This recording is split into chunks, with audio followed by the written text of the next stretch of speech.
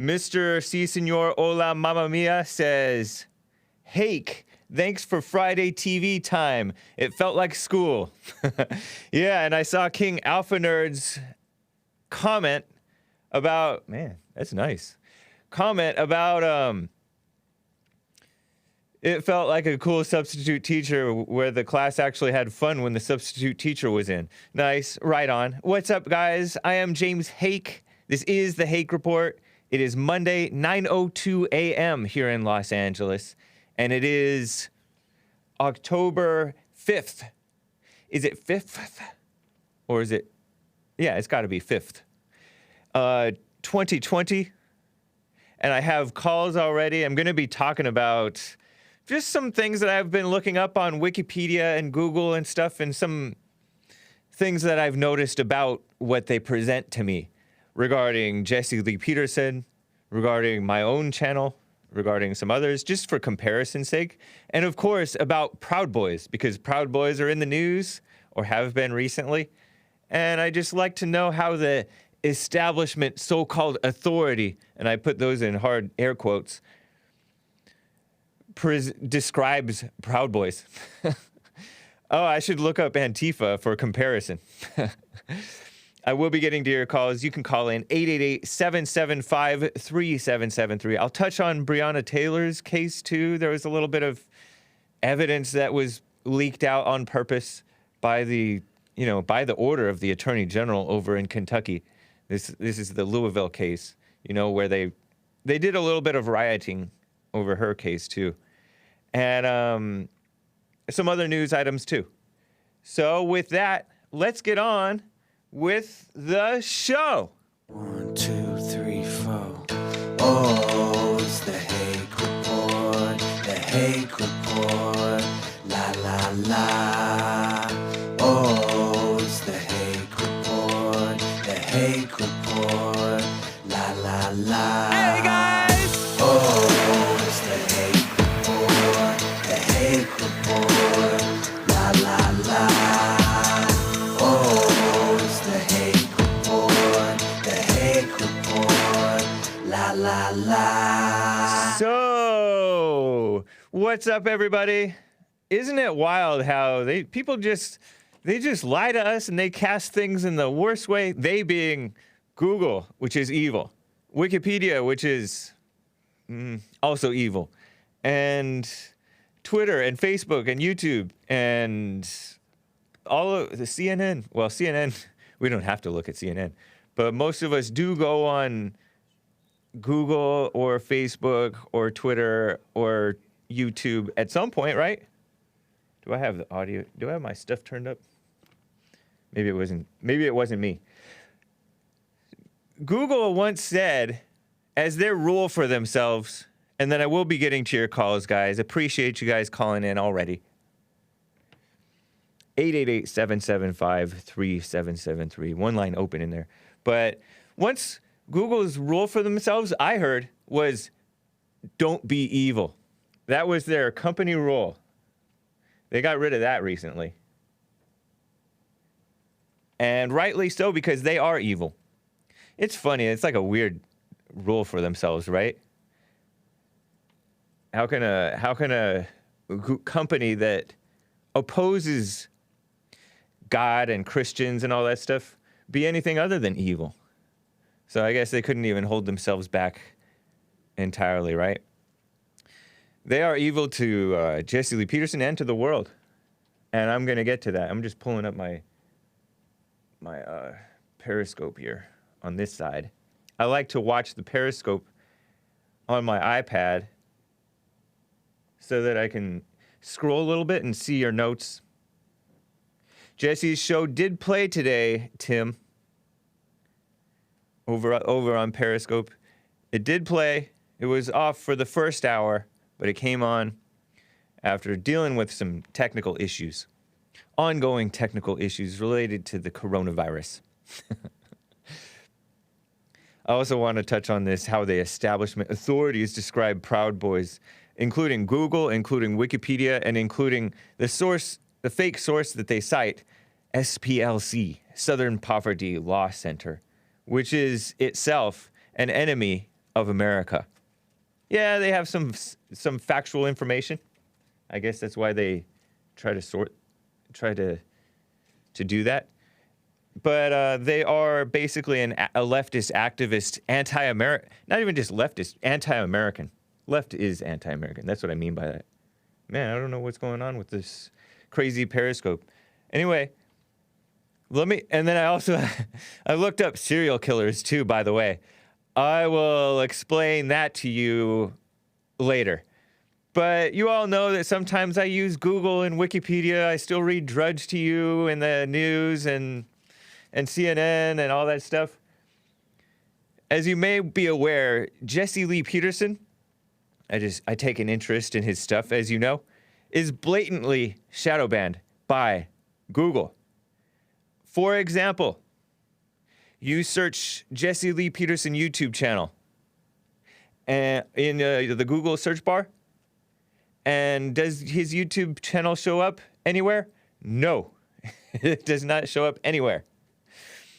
It shows everything but his channel. I'll look it up. Watch. I have some screenshots for you.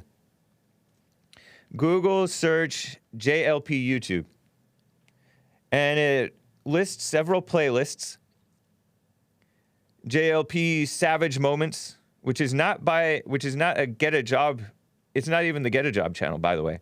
It's just somebody put Get a Job's Savage Moments list into their own playlist. An amusing discussion with Jesse Lee Peterson is the second result when you search Jesse Lee Peterson YouTube channel. Can you guys pull this up? These screenshots? Google search JLP YouTube. I just like to show this stuff to you to show you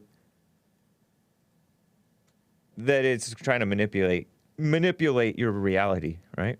Make it hard to find you. An amusing discussion with Jesse Lee Peterson, which is uploaded by this small channel called Professor Dave Explains. And that was like this nerdy guy who went up against Jesse Lee Peterson in the Modern Day Debates. I guess Modern Day Debates is also, I think it was a Modern Day Debates channel that appeared on. They too censored. He too is censored. I guess he's too conservative. How It Feels to Be a Man Today with Jesse Lee Peterson, uploaded by Bulldog Mindset, which I guess he's still relatively small channel, but he's for masculinity, and they hide that. And then Jesse Lee Peterson Savage Moments Reaction, uploaded by Ashton and John 2.0, which is a channel by, go back to the one that JLP YouTube channel search results. That's a channel by like these young people, liberals. So it doesn't even have Get a Job stuff. Interesting. Even Get a Job is censored by YouTube and Google. So none of those results are Jesse's channel or anything.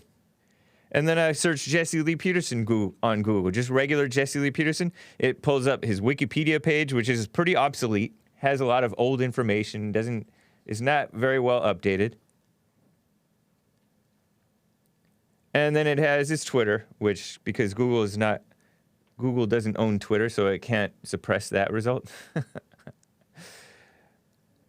And then it has Jesse Lee Peterson's podcast and his remixes. That's why when you search Jesse Lee Peterson, the genre is called hip-hop/rap.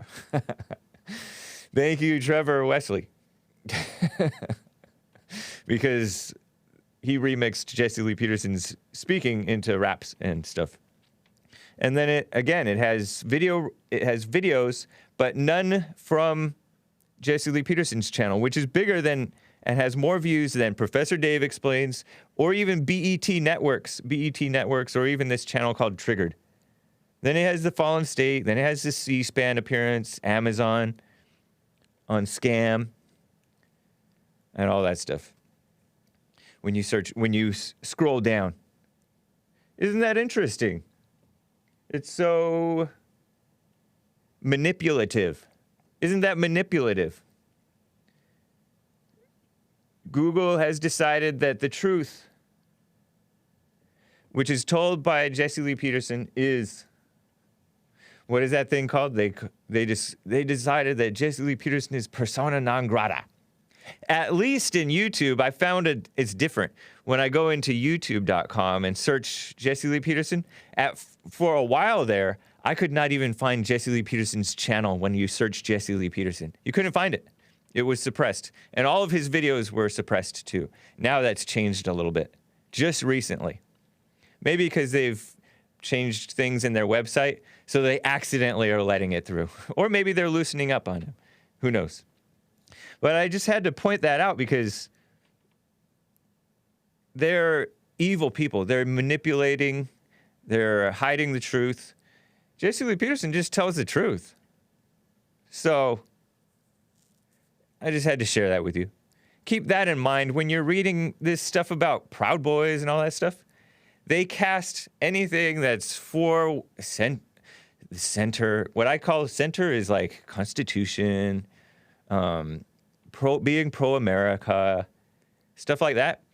A centrist group called the Proud Boys, as being like they cast it in the worst light that they possibly can.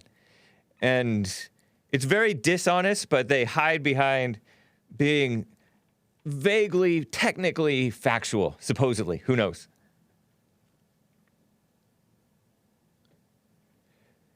So here are the establishment authorities smearing Proud Boys. I searched for Wikipedia and Google, right? On Wikipedia and Google. They're awful regarding the Proud Boys. Just cast in the worst possible way. Maybe even it's impossible to cast them in this way if you're honest, right? It's very dishonest. They called a neo-fascist group. I bet you most of the Proud Boys, and maybe most of these people calling them fascists, don't even know what a fascist is. I don't even really know what a fascist is. I heard that a fascist, according to an honest man, whom I know is an honest man, Bill Lockwood, he said fascism, he calls it fascism. Fascism is just to the right of communism. This is the Google search result official thing. The Proud Boys are a far-right, neo-fascist, and male-only organization affiliated with white supremacists that promotes and engages in political violence. And that so-called violence, honestly, wouldn't exist were it not for Antifa attacking the right and the decent people. It is based in the United States and also has a presence in Canada. And it has a presence in Australia, I think. New Zealand, I'm pretty sure. Founded in 2016 by Gavin McInnes, the Vice co-founder. And Vice is trying to distance itself. Thank God. Because Vice is a disgrace now from Gavin McInnes.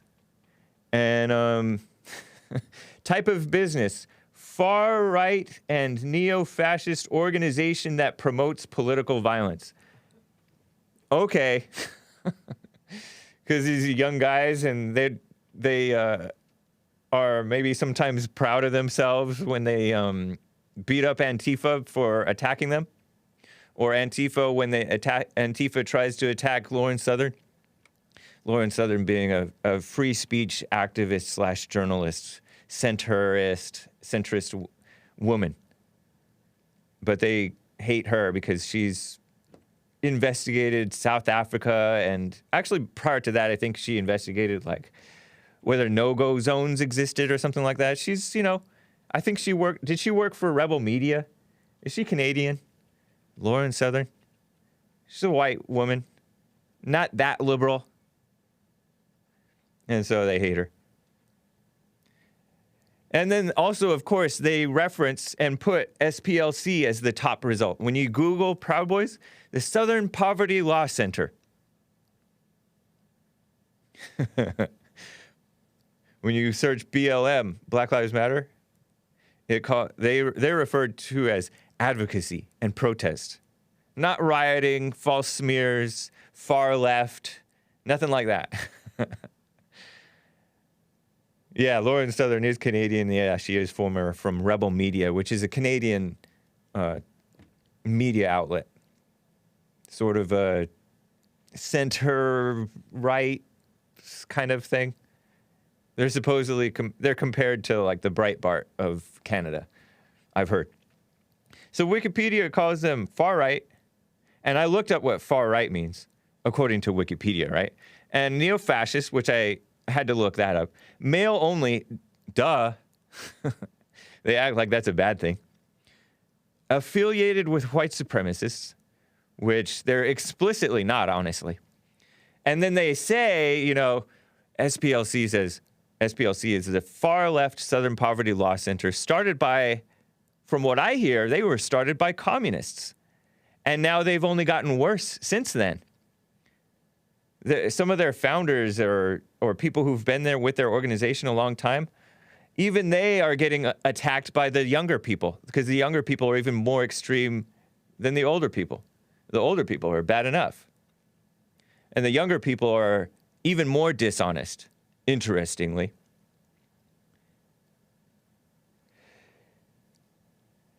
And affiliated with white supremacists? How is Proud Boys affiliated with white supremacists?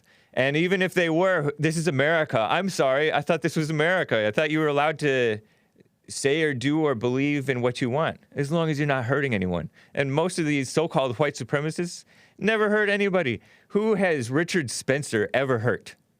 Nobody. Nobody. He's gotten hit.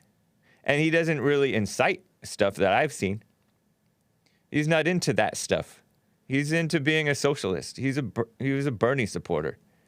Now he wants to support Joe Biden because he doesn't believe in America. He thinks America's gone, so he's given up on America. He's a liberal. He's an atheist. What else is there?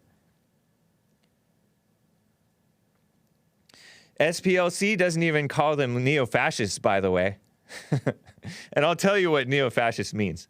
But they do reference some supposed Proud Boys lawyer, Van Dyke, whom they call a neo-Confederate. The references past and just kind of smear him. It's funny because there's a whole lot of angry young people of all races nowadays, right? The leftist angry people, the Black Lives Matter types, the black nationalist types to an extent, and the angry illegal aliens and their supporters, the Hispanics, the radical Hispanics, La Raza and all them, the communists, and the homosexuals who are angry, and the women. They're all kissed up to and treated with kid gloves and treated as though their anger is justified. And then when the whites or the conservatives get angry, they're blamed and it's cast off as hate. And it is hate sometimes if they are hateful indeed, but they're accused Jesse Lee Peterson of hate. So you know that that's not true. So you know that they are lying. They're the hateful ones. But every now and then, like a right-winger or a centrist will have hate because look at the attacks on them and look at how ill-prepared for a society most people are because they've broken down. They've attacked families. They've promoted being sexually immoral. And then they only criticize the people who are trying to set a better example when they slip up. It's crazy. They label, the SPLC labels Proud Boys ideology as general hate. The SPLC is general hate. The SPLC hates whites, hates Christians, hates gays by pretending that gay is okay, hates blacks by pretending that there's nothing wrong with blacks right now. There are major issues. And hates the freedom and right of people to believe in what they want, to push what they want. I'm looking at this, I just see the endless attack on whites, decent young men. And now and then, of course, a very popular group such as Proud Boys, because it was started by a popular talk host, Gavin McInnes. So, of course, it's going to be a huge group, popular group, that's going to attract every now and then a weirdo or somebody who's angry, a little bit out of control. More extreme people, right? Just like the Democrat Party. Just like the Republican Party. Just like any big party. Is going to attract weirdos. Then they attack the whites and blame the whites for being mad at it, about it. And they characterize the whole group as this as affiliating with all that stuff. Democrat Party's even worse. They're just outright enemies of America. And by the way, they pretend the non-whites in the Proud Boys don't exist. Or they don't care. And honestly, like, we shouldn't care if they were all white. This article, SPLC, also, by the way, refers to no-go zones as fictitious Muslim neighborhoods that are so dangerous even the police refuse to enter. The keyword fictitious. They deny reality because there is a reality of no-go zones, by the way. I guess it's something that sometimes the Proud Boys have brought up, certain Proud Boys have brought up, no-go zones. And they pretend that doesn't exist. So I looked up far-right politics and then I will get to calls. I looked up far-right politics and neo-fascism. Far-right politics, according to Wikipedia, also referred to as the extreme right or right-wing extremism, are politics further on the right than the left-right political spectrum than the standard political right. The standard political right, nowadays, so-called standard, the standards have lost their standards. That's what they mean. They mean the establishment. Because if the real standard is what's right, is like the Constitution, they would call the Constitution far right, is what they would do now. Politics on the right further than the standard political right, particularly in terms of extreme nationalism, nativist ideologies, and authoritarian tendencies. They're authoritarian. They don't even want you to have the freedom of speech. And they don't want you to have your guns. Historically used to describe experiences of fascism and Nazism, today the far-right politics includes neo-fascism, neo-Nazism, which I don't know anybody who calls himself that.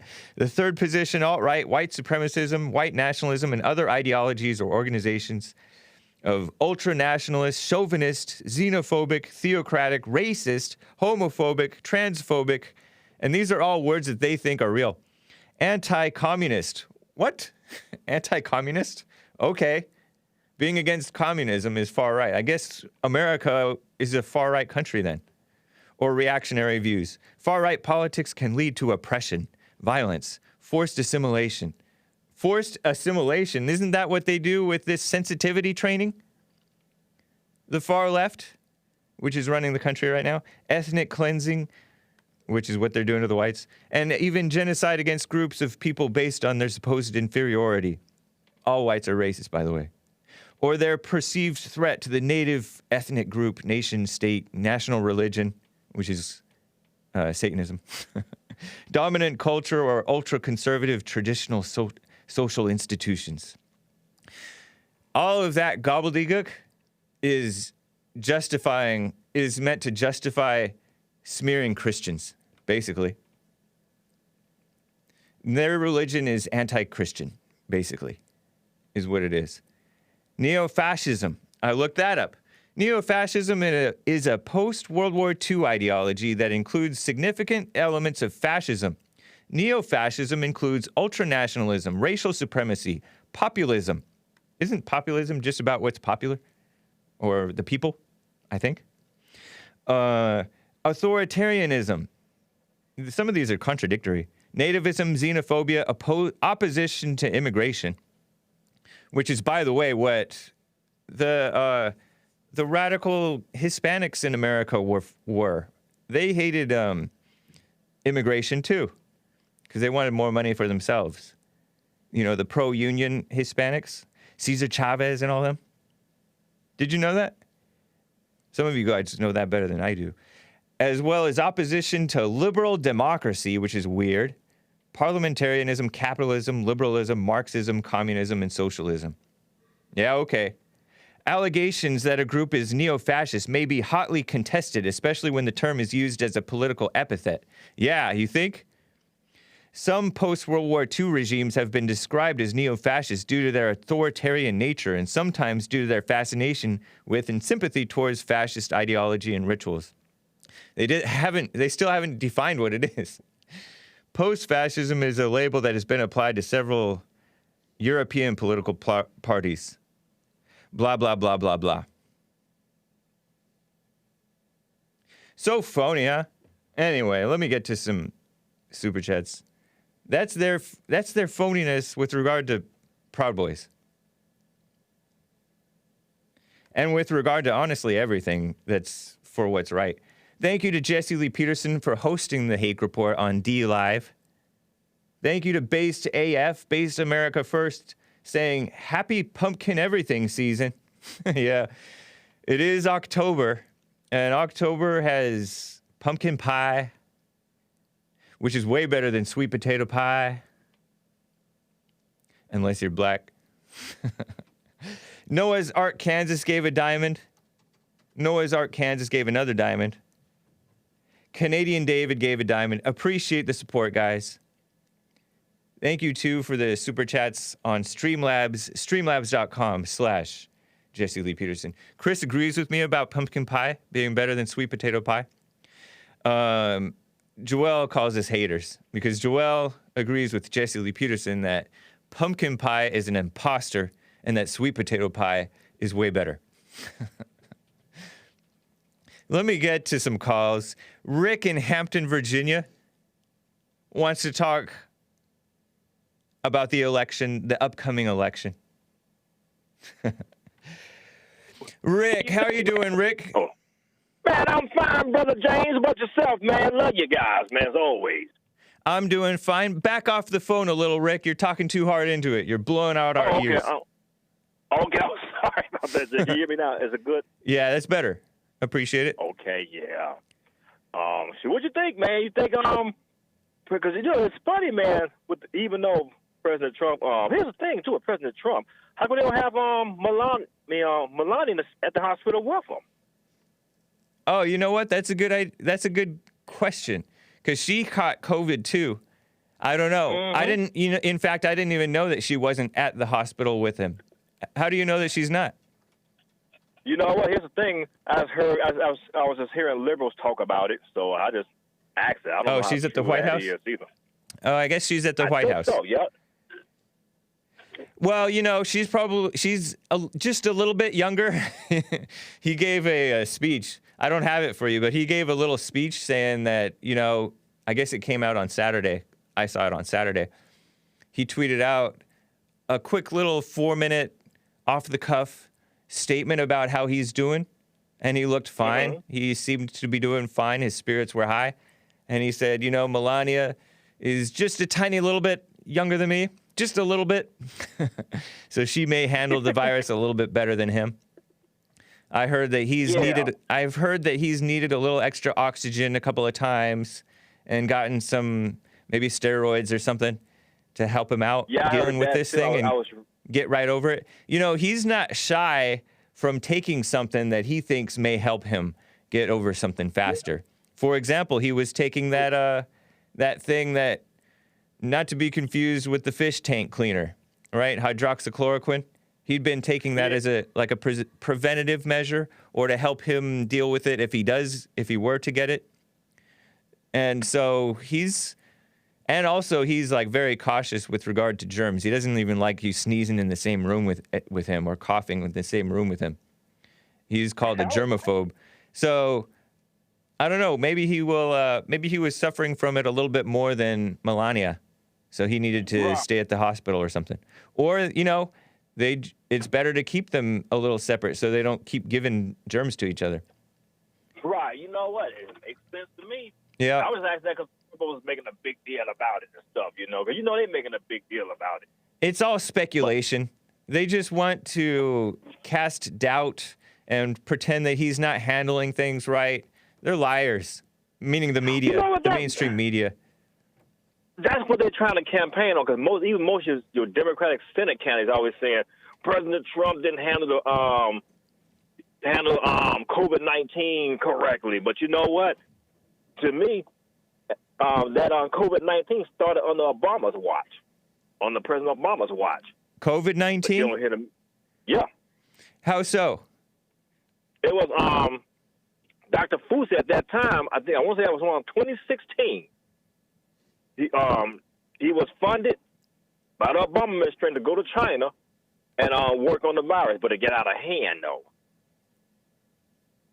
Well, I don't know about the virus specifically starting under his campaign. I know that, under Obama's watch, I know that because I heard that the virus only started pretty recently, and then it was leaked out from China. No. So I don't know about that, but I know that the Obama administration definitely mishandled the government.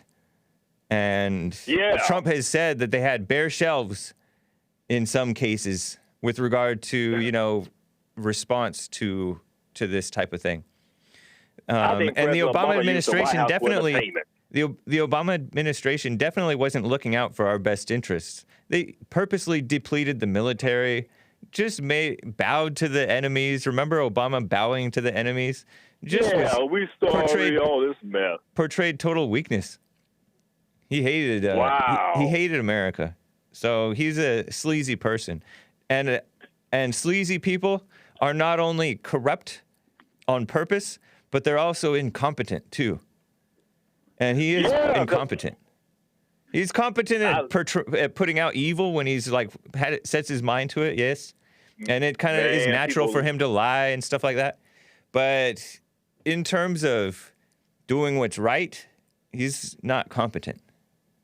At all. Yeah, they wanted to push this thing and make the Obamacare try to get the Obamacare thing to work a little bit, so that just enough people were happy with it, and then the media could focus on the happy people and ignore the unhappy people who were maltreated by it. Yeah, and that's true. Hey. A lot of people lost their insurance. A lot of people lost their doctor when he explicitly, repeatedly said otherwise. And he was an evil person. Went up a great deal. Yeah, insurance went up. Lots of people got fired. Lots of people had their hours cut because if you're, they had all these stupid rules that made it harder on businesses, which was passed down, of course, to employees. There's no choice but to pass the hard times down to the employees. They can't absorb all that nonsense. Companies by themselves.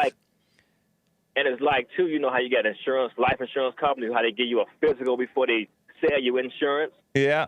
And President Obama wanted the insurance company to accept anybody. I wouldn't insure somebody if they're gonna die next month. They want a $2 million policy. I wouldn't insure them. Yeah, I think that bankrupt yourself. And Trump is holding on to that type of thing. He wants people with pre-existing conditions to not be allowed to be refused. I don't really think I agree with him on that. I think that there should be companies that are allowed to refuse people based on pre-existing conditions. And then there will be some companies that can specialize on people with pre-existing conditions.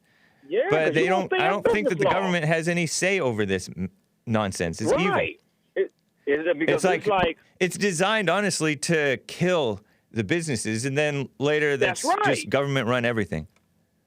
That's it. It's just like if I came to James, your insurance company, James, life insurance company, and then I say, well, James, I'll get stage 4 cancer, and I'm due to kick the bucket the next 3 months. I want a $3 million policy. Yeah, exactly. Man, you asked to go out. I can't say no. Yeah, you can't say no. And then 3 months, I'm $3 million rich. Yeah. And you should have had insurance when you was a teenager anyway. Why are you waiting till now to get insurance? And taking care of yourself. Absolutely. Yeah. But no one wants to put no responsibility on them at all, man. Yep. But shoot, it's like, well, anyway, though. But what do you think on the election? You think President Trump can pull it off? He definitely can. And I think that he is fighting to win, even though sometimes he does listen to his advisors. He did the same thing in 2016, too. I remember there was at least one debate where he kind of rolled over and let Hillary kind of walk all over him a little bit, even though he even in terms of the truth that was told, he won the debate. But in terms of just letting her walk all over him, which I think was advisors, you could tell it wasn't he himself. And at the end, he's slamming his papers a little bit, and you can just see the frustration on his face that he wasn't himself, and that just leaves you wanting, So I think that he made the mistake back in there, and he was still able to pull off a win, a pretty decisive win, I dare say. And I think he'll do the same here with Biden. Biden is a joke, just as Hillary Clinton was a joke. They're a bad joke. So is Kamala Harris, by the way. In 2 days, right? Wednesday? You got the giant. Wednesday, Kamala Harris versus the phony Kamala Harris versus the nice guy Mike Pence. But Mike Pence is a good debater too. I hope so. Yeah, I think he is. I think he's in terms of politicians. Yeah, he's been I don't around think of him as being long. as phony as some of these other phony politicians. So I think that he'll be able to handle her. I hope that he does. Though my only concern is that he's not as solid and bold and real as President Trump is, and strong. So you don't think he has a tough skin? Not as tough as President Trump. Not as tough. But I mean, hopefully she's not that tough. I mean, she's evil, but she's not that cunning. She's really not that cunning. I mean, she's cunning enough to be a mildly successful politician, but she's just, people can see right through her that she's nasty and she's phony. And so I don't think the Democratic Party got her for because she got a cute face. That's about the only thing I see that she offers. But other than that, policies-wise, I don't see nothing else. Nothing else. Yeah, right. I don't even know if her face is not even that cute. But anyway, I appreciate it, Rick. It's good to hear from you, man. No problem, James. Love y'all. Keep up the good work, my brother. Thank you. You as well. Take care. Yes, sir. All right.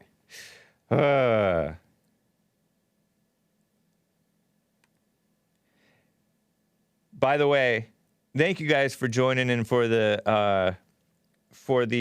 fun show that we all had on a Friday. That was cool. Yeah, Samuel from Sweden says, cute? What the? He doesn't think that she's cute. She got neck muscles, says Jim Justice. Okay. I got to get to a couple of more callers, and then I will talk about this serial killers thing. I like it. I like learning about stuff sometimes. Let me get to my second favorite caller, I guess. Earl from Michigan. Earl, how are you doing? Oh, great. Earl is not ready again, or he has that Obama phone again. Let me get to Skip in Augusta, Georgia. Check on Earl for me, please, Nick. Skip, thank you for holding, man. What's up? Hey, how you doing, Hake? I'm doing fine. How are you? Oh, about fair to middling, I guess. I won't be bragging, or something bad might happen. I'm doing okay, I guess. Good. But here, let me ask you something. Yeah. These Proud Boys, they call them white supremacists, right? I know. Yeah, they call him Lindsey Graham. I told you guys on Friday, and I think it may have been covered by Jesse Lee Peterson's show today. Lindsey Graham, the so-called Republican from, South Carolina or somewhere. He called them a racist group. That's evil. And Tim Scott may have done so as well. I'm not sure. And so with that type of pressure, those guys are pretty close to the president because he has to work with these rhinos, make them function. Right. Well, they have to make him do what they want a little bit. So he went and condemned them, saying he knew nothing about them. But yeah, they're being called white supremacists. Well, actually what it is, it's a patriot group. Yeah. It's the members are Latino, blacks, browns, yellows, purples, puppy dogs, I know. goldfish. I mean, it's not just white people. Yeah. And what's his name? Gavin what's his last name? McInnes. I saw on Newsmax where he's actually fixing to sue Joe Biden and CNN for saying that. You know, how can they say that when it's not true and get away with it? Because the establishment is with them. And by the establishment, the things that I just listed, this far left Southern Poverty Law Center, which just calls them general hate, right? Because the Southern Poverty Law Center, they're more cunning than Joe Biden, and they actually have looked into Proud Boys, and they know they can't get away with calling them white supremacists, so they just have to call them general hate. And yeah, you're right. They are all races. It wouldn't matter, honestly, if they were only one race. It wouldn't honestly matter. Why should there be any outrage if somebody's a white supremacist? What threat do they pose? None. And they falsely accuse whites of being terrorists, and by doing that, they conjure what they're they basically conjure what they're asking for, and eventually one or two commits a crazy crime, and none of them have been affiliated with Proud Boys. None of them have been affiliated with any of these alt-right groups. James Fields was an individual who was into what he was doing. It wasn't a terror attack what he did. He got angry and drove into the crowd. Or maybe he got scared / angry, same thing, right? And drove into the crowd in Charlottesville. And then Dylan Roof, he wasn't affiliated with any of this stuff. Proud Boys weren't even in existence yet. And alt-right, they tried to pretend that Proud Boys started with the alt-right movement, right? That was when everybody was thinking, oh, alt-right just means an alternative to the right. Most of the people didn't realize or think of it as being necessarily white nationalist. And so what if they are white nationalists? It's just fear-mongering against white people from getting too bold, basically. Too bold, going to knock you down, whether you're for what's right or not. Especially if you're for what's right. Yeah, go for it. Let me change the subject for a minute. I was watching. I got up this morning kind of early, and I was looking at the homeless situation out in well, it's everywhere, but especially in Los Angeles. I think they said they got a 3-block area that's pretty much skid row, pretty much. People living in tents and all. And they had this one black guy they was interviewing. He's been there for a long time. And he said that the only time that he wears his mask is when he has to go get his food and get supplies because, they make him wear the mask.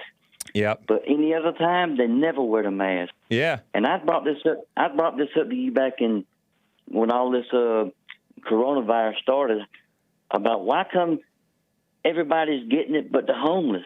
Yeah. They're really not getting it at all. Because they're outdoors all the time. Is it true that they're not really getting it? Because I just haven't heard anything. I haven't heard really any coverage. You don't hear. There's no coverage about the homeless getting it. They're not social distancing. They're all on top of each other. They're not wearing masks. And they're not complaining. You're not hearing them saying, "Oh, we're having so many. Come help us homeless. We're dying. We're falling out left and right with coronavirus." No, it's not. It's not part of the agenda. I mean, if you're not homeless, if you're middle class or rich, or now especially Trump getting it, it's going to be big news. But you don't hear about the homeless, and they're not complaining about the coronavirus. Right. That's interesting. So how real is this coronavirus, really? How real is it? When they've already said that the most of the numbers that they're showing us or giving us are people dying will have underlying conditions. Problems already. Already. Including obesity. Yeah. Well, Skip, your phone is kind of messed up. I appreciate the call. Let's talk again, though. It's too annoying. All right. Talk to you later, Hake. All right. Appreciate it, man. Yeah, I look up homelessness, and I see, this National Alliance to End Homelessness, which is probably a liberal leftist advocacy group, because they probably don't actually want to end it. They just want to, I'm guessing that they're not for actually cleaning up the place. They're not for conservative politics. They say people experiencing homelessness. That's a liberal phrasing. Are uniquely vulnerable to contracting COVID-19. and to experiencing harsher effects of the virus. These effects disproportionately impact people of color. Yep, liberal organization. And the following resources should be implemented with a racial equity lens. And then they list off a bunch of dumb stuff. Liberals. The CDC talks about homelessness. People who are older adults, right, are often the homeless, and or have underlying so-called medical conditions, such as what? Addictions? Is that a medical condition? I don't know. I don't think so, but they pretend that it is. But I think they're outdoors. I don't think that they're necessarily all on top of each other. Sometimes I think they're more distant generally from people. There was a headline in August of AP News, mid-August. Coronavirus hasn't devastated the homeless as many feared. From Associated Press, which is another far-left activist outlet that hires a whole lot of what they call journalists, but they're activists.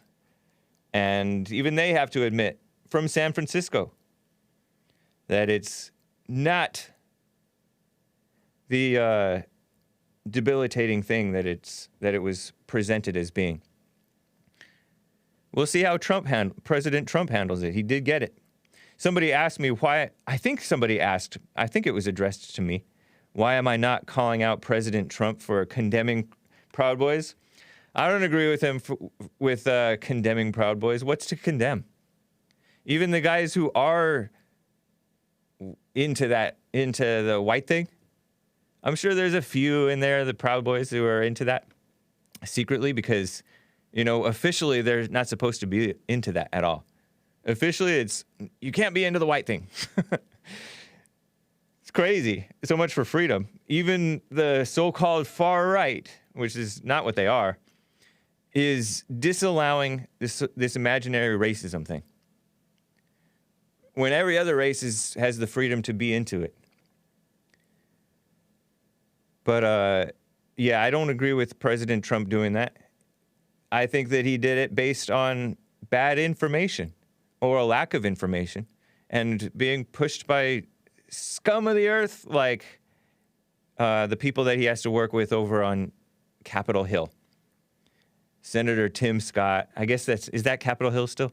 Whatever. Senator Tim Scott, the rhino from South Carolina or something. And Lindsey Graham. Those people they too are enemies of America. President Trump gets them to function sometimes. Every now and then they'll be for what's right.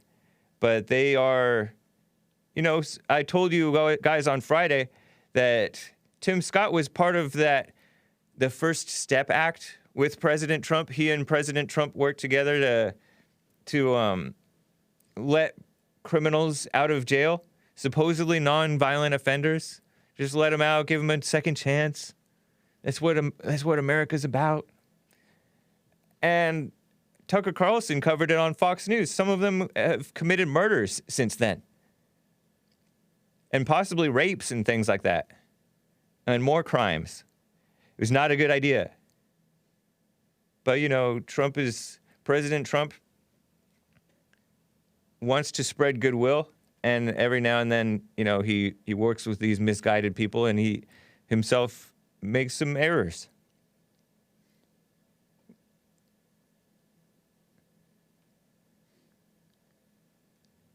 It's crazy. So, he went on Sean Hannity's show and said, I don't know much about them. I'm next to nothing, but I condemn that. That's hardly a strong condemnation, honestly. And I encouraged you guys on Friday, don't feel like he's betrayed you. If you agree with the Proud Boys, or if you are a Proud Boys, or if you recognize that he just plain shouldn't be doing that, don't abandon him just because you disagree with him on this thing, just because he's wrong on it, right? He's still for you. He's still for what's right. He just doesn't know. And he's, people show weakness now and then. Cut the man some slack. It's not a betrayal. It's not a betrayal. In the same sentence. Yeah, he used Proud Boys in the same sentence with white supremacists, which we all know, like, they don't even exist. Except for the people that believe in that they're a problem. Well, I don't even really believe that anybody really believes that they're a problem, honestly. Because it's so far removed from reality. It's not even our common experience. It's such a lie, a terrible lie. And no, I don't even think that that Tucker Carlson is ready to be president yet. Some of you guys think Tucker should be in office. No, I still think President Trump is stronger even than him. It's just that Tucker's in a different place where he can see what's going on better. And he is an honest man, appears to be.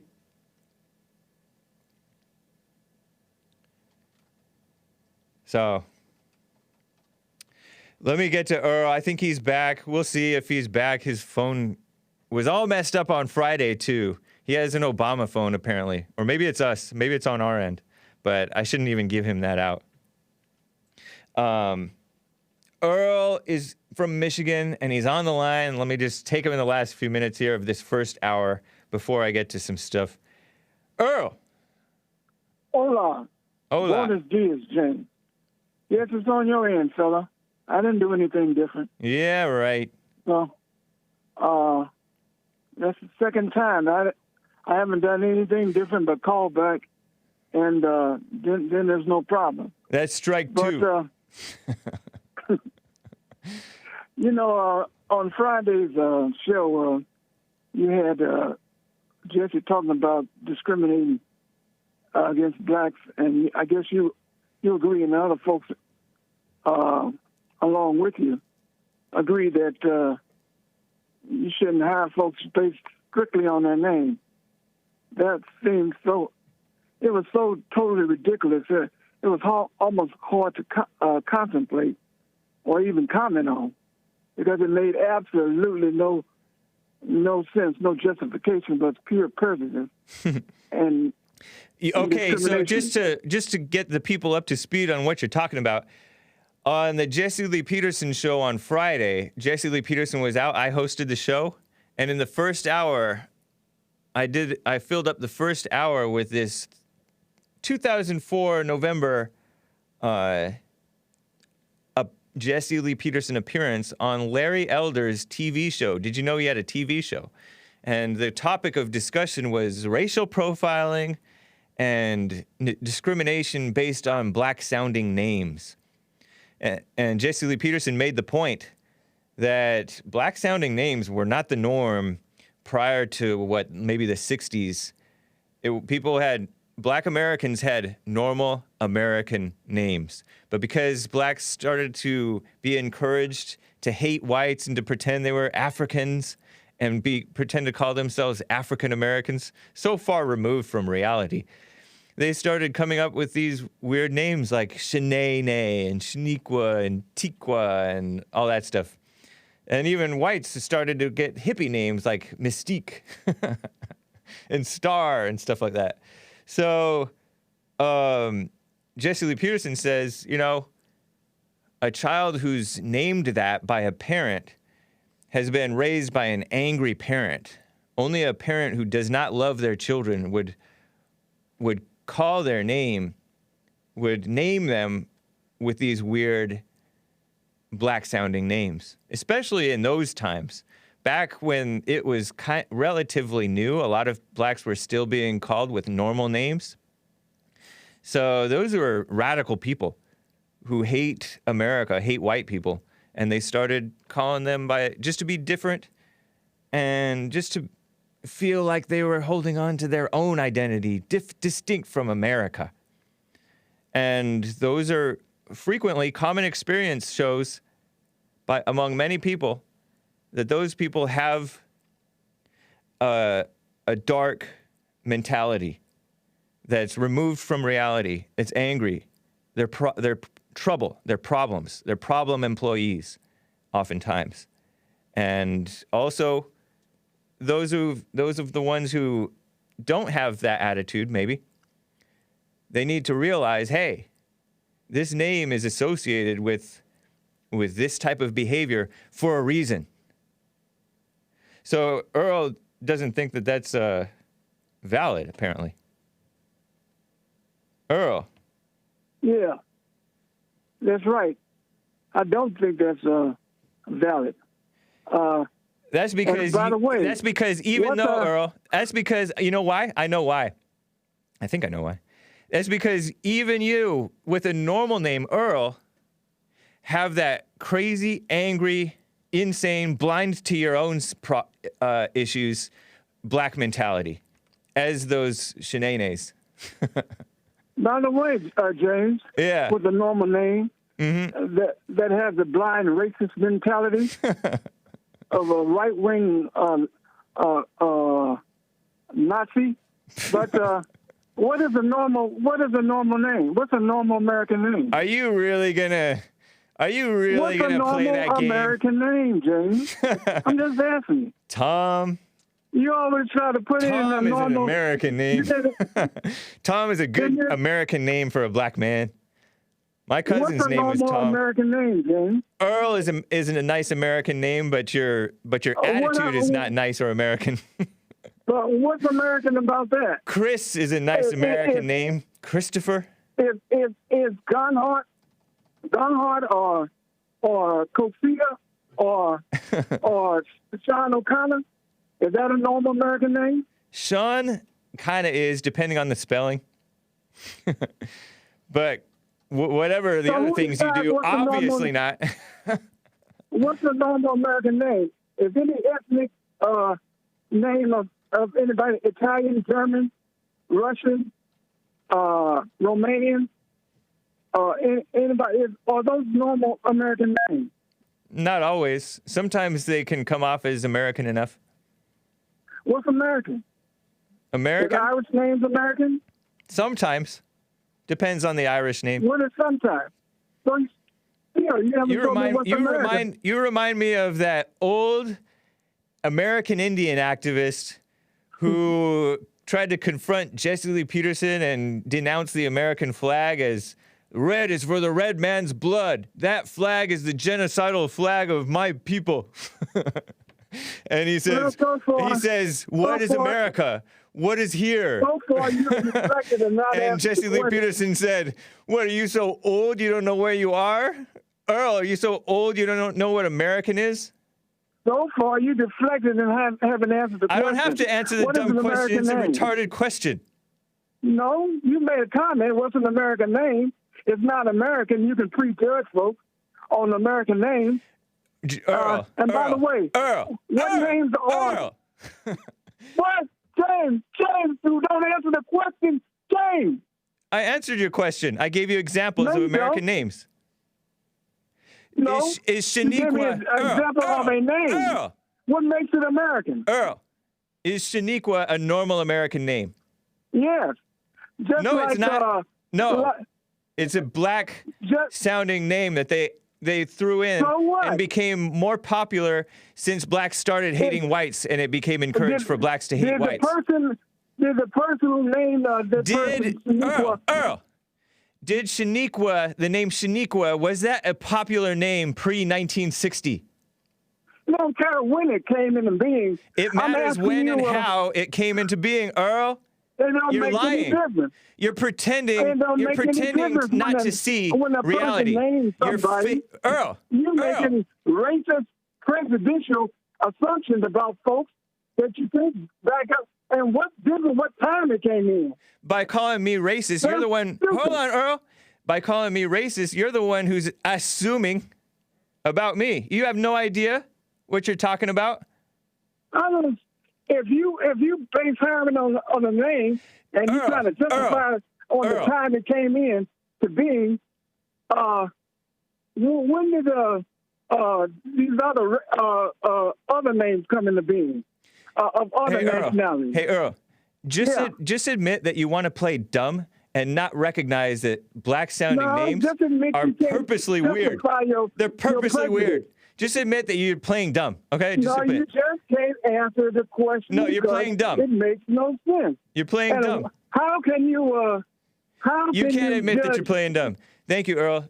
Good talk. No, how can you judge a person's whole life story based on their name? You can't. You just have to decide So whether or not. James Hake, Hold on. if somebody came Hold to, on, Earl. Uh, I put him on hold. He said, "How can you judge a person's whole life story based on their name? You can't. That's why you just decide whether or not you want to take the risk, and it is a risk." And Earl doesn't want to admit it. Thank you, it's Earl. a prejudice. It's a discrimination. Discrimination is a human right. Thanks, man. Take care. Yeah, and that's why Take care, Earl. I I gotta don't run. recommend it. Yeah, I want to say one thing. No. Adios, man. You can call me tomorrow. All right, adios. Next time, try to answer the question. Next time, don't play dumb. No, that's an excuse you got when you can't answer the question. No, that's an excuse for playing dumb. You can't confront it. No, you're playing dumb. But, Thank you, but Earl. adios. Adios. You can play stupid as long as you want to. You're lying. Okay, I'll be right back. Just a couple of minute break into hour 2. Moral of the story is Google is evil. Wikipedia is evil. SPLC is evil. And the right, if they want to win, we have to overcome evil. And then I'm going to get to this serial killer thing. It's an interesting story. And Breonna Taylor, and also interesting information about Mexico not sending their best. Be right back, guys. Hang tight.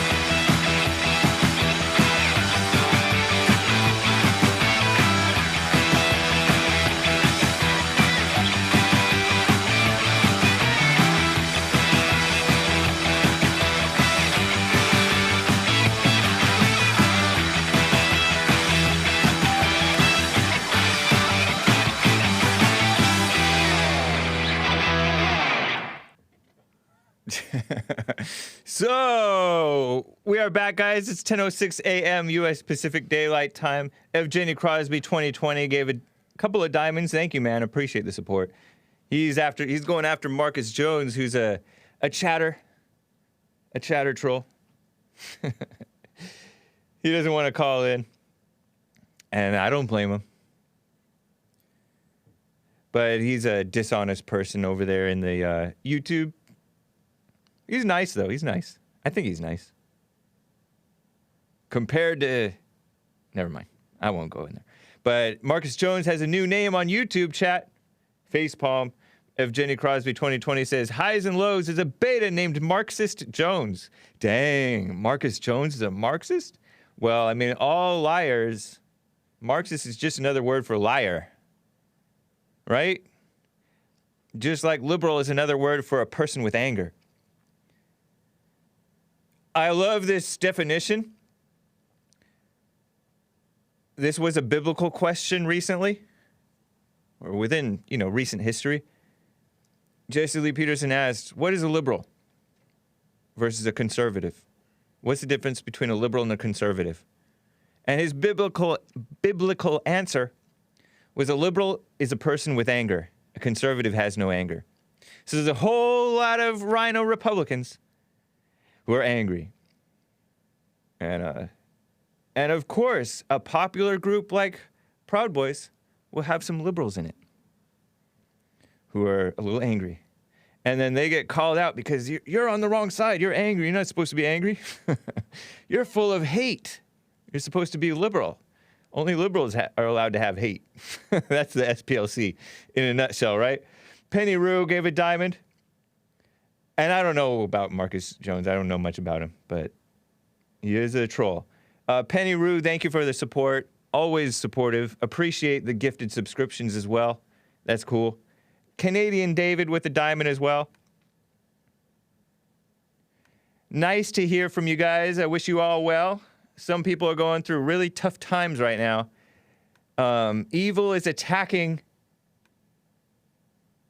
and smearing and even going after people so-called legally, right?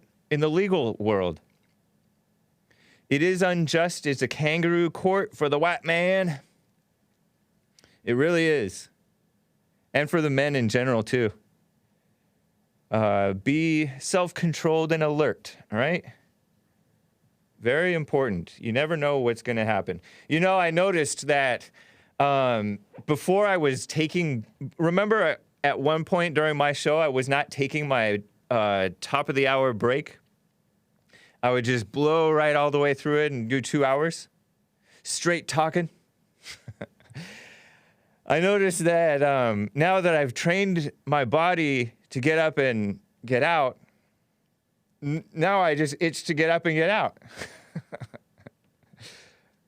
It's interesting. There's a guy here who does not even drink caffeine. And, until I was 30-something, I didn't drink caffeine either. I didn't drink coffee. I didn't like coffee. It was only after this place flooded, the Bond building flooded, and I decided to go work at Starbucks. Go take my computer, my laptop, go work inside of Starbucks. And I ordered an iced coffee with vanilla flavor. That's not gay, is it? It's not. No milk. And I tried it. I'm like, oh, it's not that bad, especially if it's cold. So I only drink iced coffee with vanilla or caramel or hazelnut. I don't like it. I still don't like it hot. But you train your body, and now I don't drink Monsters every day, but I would drink Monsters or Rock Stars and stuff. I started drinking that. And you just train your body to do to degenerate or to build up. But you lean more towards degeneracy. Forget you, Peter Gonzina. Anyway, let me tell you guys about serial killers. I gotta tell you about this. I looked this up because of that Larry Elder TV show episode on racial profiling. And I will get to your super chats. Shout out to the supporters on streamlabs.com/The Hake Report. Hot Computer Smell. I see you. Right on. Oh, by the way, Hot Computer Smell. If you're still up for having that t-shirt design, if you send it, resend it, or reply to that email, because sometimes I miss emails. Hot Computer Smell is an artist. She did some awesome stuff, Jesse related, and and thank you, Andy, on the queue. He paid me a high compliment. Appreciate that. And Nick Lachix is sickened by the even mention of Starbucks. Rightly so, honestly. Man, terrible. Awful. I'll tell you an awful story about Starbucks if I have time today or some other day. Remind me. It stuck with me. I forgot where I was. But anyway, oh yeah, by the way, she's a great artist, and she made a cool design that I think might work on the as a Hake Report t-shirt. Nice. We can work out something. Whatever you want to do, we can figure something out. So I'll be right there on those super chats, guys. But some person in the YouTube comment section, which I love YouTube comment sections, even though YouTube does now censor a lot of your comments, I don't like that. I'm not a fan of not being able to, I see the notification, I click on the notification, or tap it, whatever, on the touchscreen, phone, and it's not there. And there's nothing I can do about it. YouTube being everybody's mom. You can't say that. That doesn't sound nice. Periscope does the same thing. There's positive, somebody says, good job, Hake. And it's this was flagged. Is this appropriate or is it insensitive? It's crazy. Censorship. Anyway, somebody thought that it was a good point in the YouTube comment section that one of these angry guys in this 2004 Larry Elder TV show said, a lot of blacks commit crimes, right? Well, a lot of whites commit serial killing. So are all white serial killers? No, of course not. And so he's trying to say that as though it's even a valid stereotype, or mass shooters or whatever, as being similar to black crime, which black crime is rampant. Serial killers are quite rare, statistically speaking, right? So that made me, and you can see that on Jesse Lee Peterson's YouTube channel. It's on Friday's show as well as its own JLP at the Larry Elder Show on profiling, discrimination, and black-sounding names. Oh, by the way, as I was looking this up, they mentioned that serial killers is kind of a dark topic. Sorry, kids and parents, right? But serial killers are supposedly often listed as having what Wikipedia calls paraphilia. And a paraphilia is the newfangled academic, divorced from reality, distancing itself from actual morals, distancing itself from common sense, distancing itself from Christianity, from God. They call paraphilia instead of sexual perversion. It was once called sexual perversion. It was once also called deviancy. Sexual deviancy means it's deviating from the norm, but deviant, right? Deviant behavior. They now call that paraphilia because you're so-called sexually attracted to something other than what you're supposed to, what nature says is supposed to be. Isn't that crazy? And it's a specialty in psychiatry. Psychiatry, that's where they give you drugs to address your mental and spiritual illness, and it doesn't ever address it. Previously known as sexual perversion and sexual deviation is the experience of, well, I don't even want to get into that, but you know what that is. You know what those things are. Gross. But isn't that interesting that they're always changing the language? They even had to change normal people into a weird sounding word. Normal non-transgender people, they call them cisgender. That way, the normal people can all be weird with the weirdos. Can all be freaks together. Well, they are turning normal people abnormal themselves too. Raymond 11 says, I kill cereal every day, drown in my milk. So I just had to point that out. But here's what Wikipedia reads regarding serial killers and racial demographics. I had to look this up. The racial demographics regarding serial killers are often subject to debate, because people hate whites, and so they want to say, oh, whites are only serial killers. In the United States, the majority of reported and investigated serial killers are white males from a lower to middle class background, usually late 20s, early 30s. However, there are African American, which means black, Asian, and Hispanic of any race, whether white Hispanic, red Hispanic, are there red Hispanic, or black Hispanic serial killers as well, according to the FBI. Wasn't there a guy named, I'm blanking on the guy's name, but there was a famous Hispanic serial killer in America. Based on percentages of the U.S. population, whites are not more likely than other races to be a serial killer. In your face. Ramirez, yeah, Ramirez. What's his first name?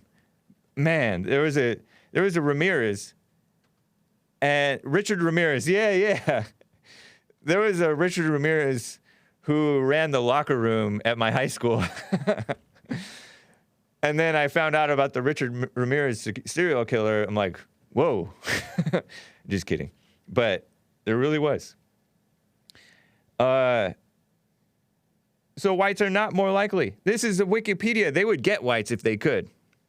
Criminal profiler Pat Brown says serial killers are usually reported as white because serial killers usually target victims of their own race. And he argues that the media typically focuses on all American white and pretty female victims who were targets of white male offenders. And the crimes among minority offenders in urban communities where crime rates are higher and under-investigated. I've told you about how more crimes are unsolved in Chicago. The vast majority of murders are unsolved. Murder clearance rates.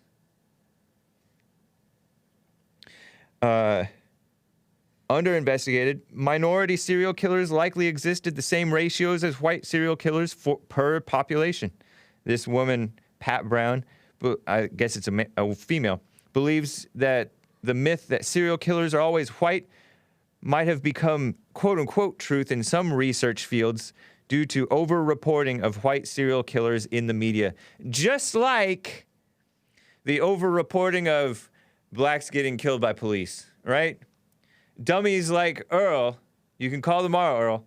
Dummies like Earl believe that it only happens to blacks, that they get killed when they resist arrest. It's not true. Compared to their interactions with police, I think whites are a little bit more likely to get themselves killed. Interestingly, oddly. I could be wrong about that because it just doesn't make sense. Because we all know that blacks are so commonly obstinate, fighting, antagonistic, escalating the situation, causing chaos. We see it even in their examples of, such as the guy in Kenosha, Wisconsin, the guy who got himself killed. Oh no, he is not killed yet. He's not killed. He's paralyzed. I don't know if it's temporary or permanent. Anyway, according to some sources, the percentage of serial killers who are African American is estimated between 13%, which is their share of the population, and 22%. So they may be overrepresented among their share of the population. Another study has shown that 16% of serial killers are so-called African American.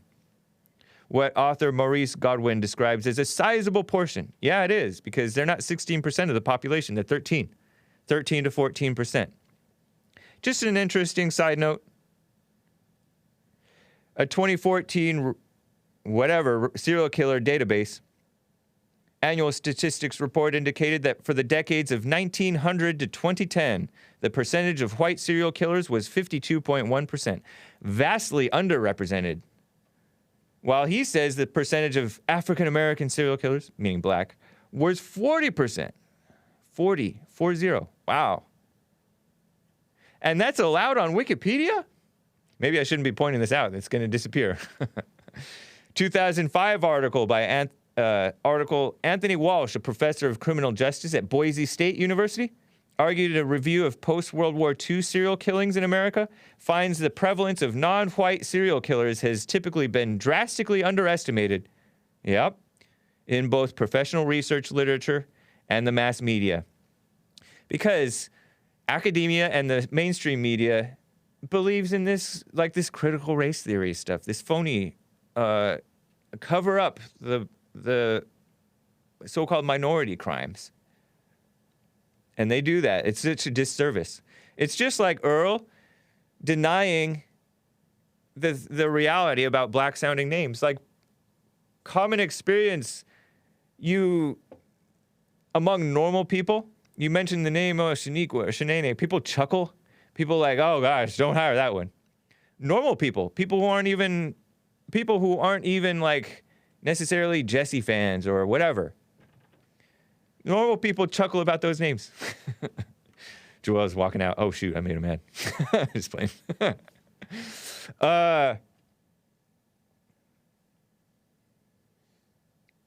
Yeah, these people do not cover it. They don't cover it. A paradigmatic case is the media double standard. Here's the case.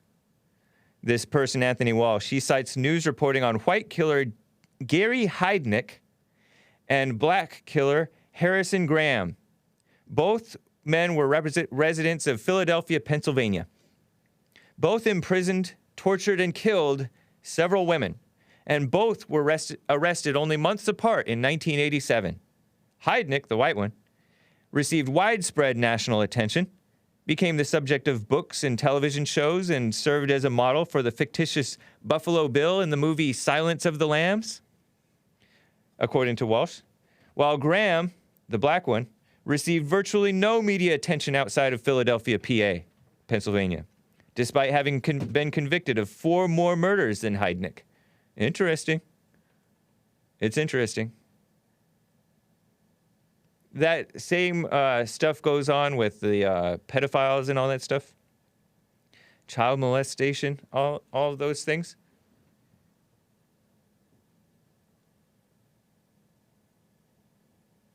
So I just had to share that with you. It's just interesting.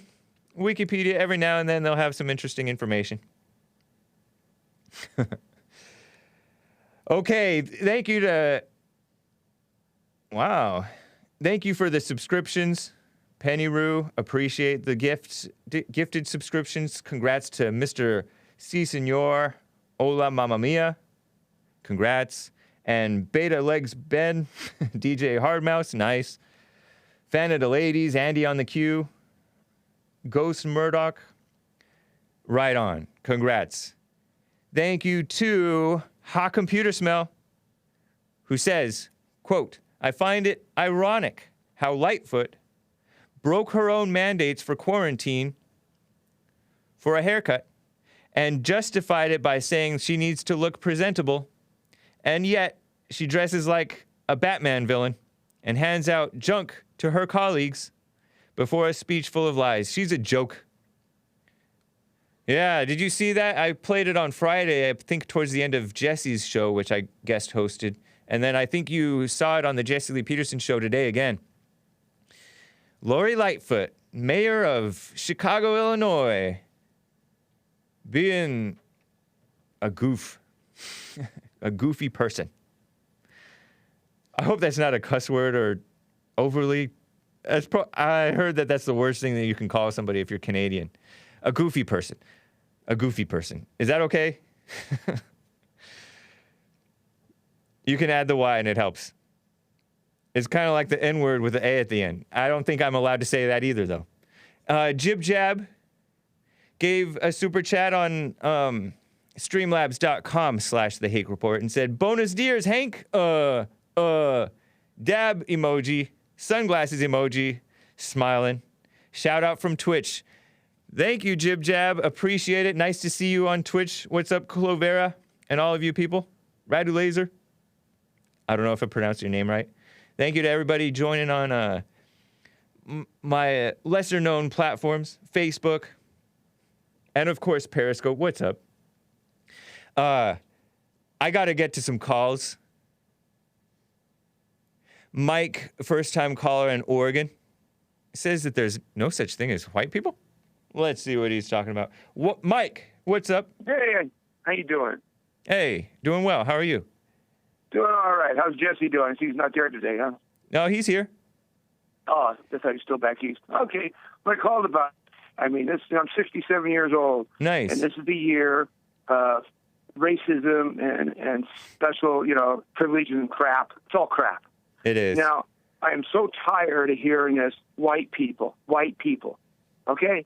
Now, Jesse says the right thing. He goes, he's a black American. To me, he's an American first in his color. Okay? Yeah. Now, there's no such thing as a white person. Now, there's albino people and some albino animals. That's white. But in the beginning, it was called the light-skinned people from the Northland and the dark-skinned people from the South. Yeah. Okay? But there is no such thing as white. But there's never no such thing as white skin. All right? So I'm so sick of it. It all goes back to racism. The whites. Well, there is none.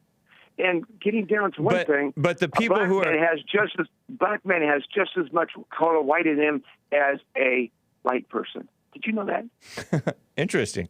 But Mike, So it is. But Mike, it's undeniable that the white people are under attack.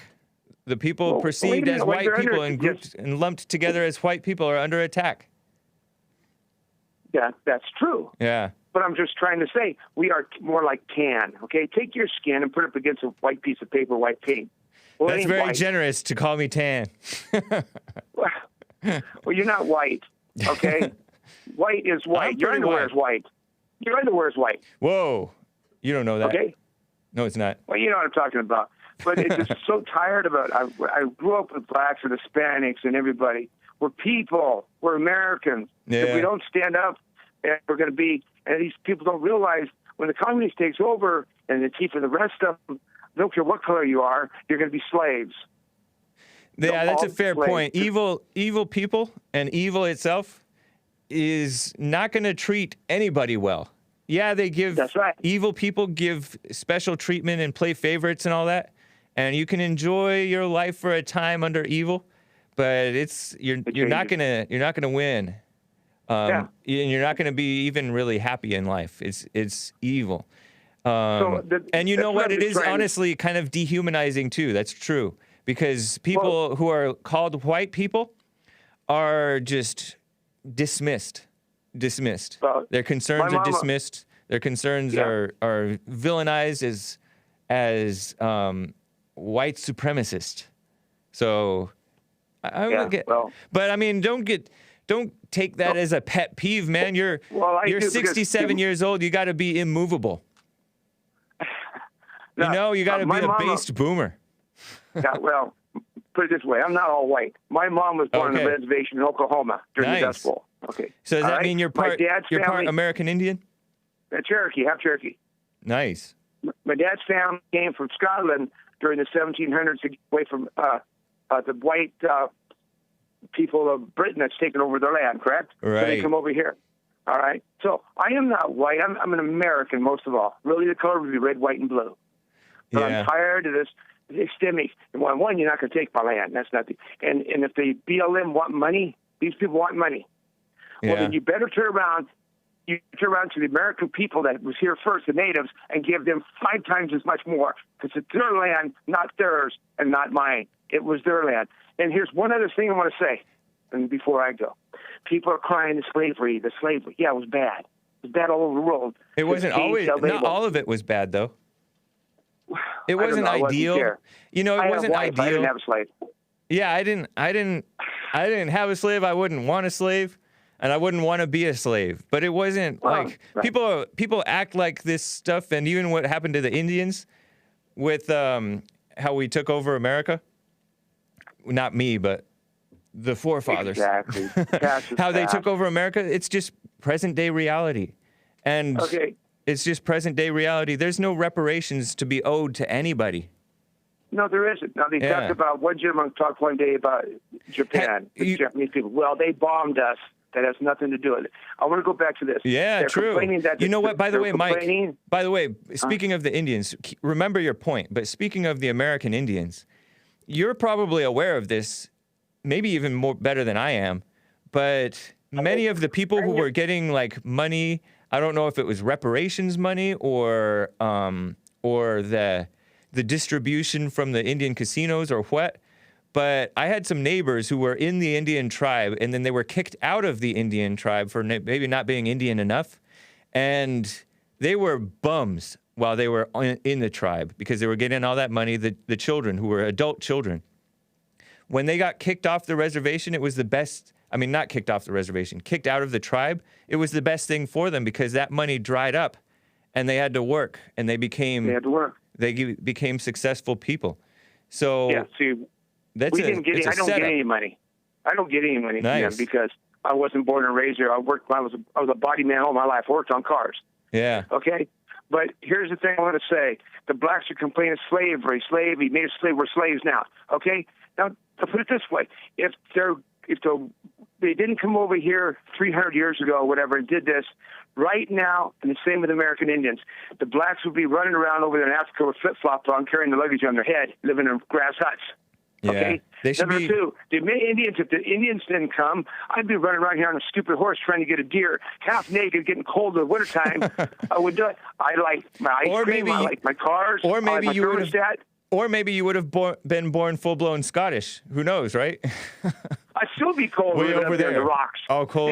Yeah. But see, I like my ice cream. I my cars, my motorcycles. Yeah. But they don't realize that the past is the past. They went through it. Now you're in America where we have to do anything we want to do. Yeah. We can be anything. You can be a bum or you can be rich. An entrepreneur or just work at a gas station. The choice is yours, not me. It's like the feminists who just hate Mother Nature and they hate science, they hate God, they hate their reality that they have to live in, the fact that they get pregnant when they have sex and stuff like that. They hate all that. They just want to play God and just resent reality and point to the past and blame the past in order to get something from the people, the whites usually, the people who are called whites today. Such terrible lies. You know, about 3 months ago, I texted the great-great-grandson of Sitting Bull, okay? Wow. They're not prejudices, because I got to go back to the Dakotas. So I got a set of moccasins that was made for my grandfather and his father back in the early 1900s, over 100 years old. I'm going to donate them to the museum. But we got to realize as Americans, if our light goes out, we're slaves, and that's all I can say about it. Yeah. China will take over one day. We'll be working in rice paddy. We'll have nothing. Nothing. You know what? We're already being rotted from within. Mao Zedong said in the 60s, America will destroy itself from the inside. Yeah. And that's what we're doing. I'm 67. I'll be going soon. I'm going to be on the other side. Okay? I don't know. You're supposed to live forever. I'm going to be in heaven somewhere out there. You know, I might, not 76. How long you been listening to the show, Mike? Oh, gee, about 2-3 months now. I really like it. Appreciate he says it like it is, and I really like him. You know, I mean, that's cool. It's really cool. But like I say, I'm not white. I'm not racist. And if you really people would sit down at the table and think about it, they're kind of tan or kind of whatever you want to call it. We're not really white, and you're putting a label on me. I'm tired of it. You're putting a label. I'm racist. I'm stealing. And it's I worked my butt off since I was 17 years old. No one gave me anything in this world. I busted my butt. Yeah. Because I wanted something. I wanted the cars and the houses. I couldn't read past 8th grade when I got out of high school. But I was determined to do something. So I became a body man, and I worked, and I did everything I could to make a living. Auto body? And I did it. Auto body, yeah. Painted cars and everything. Nice, man. Down south, California. Okay?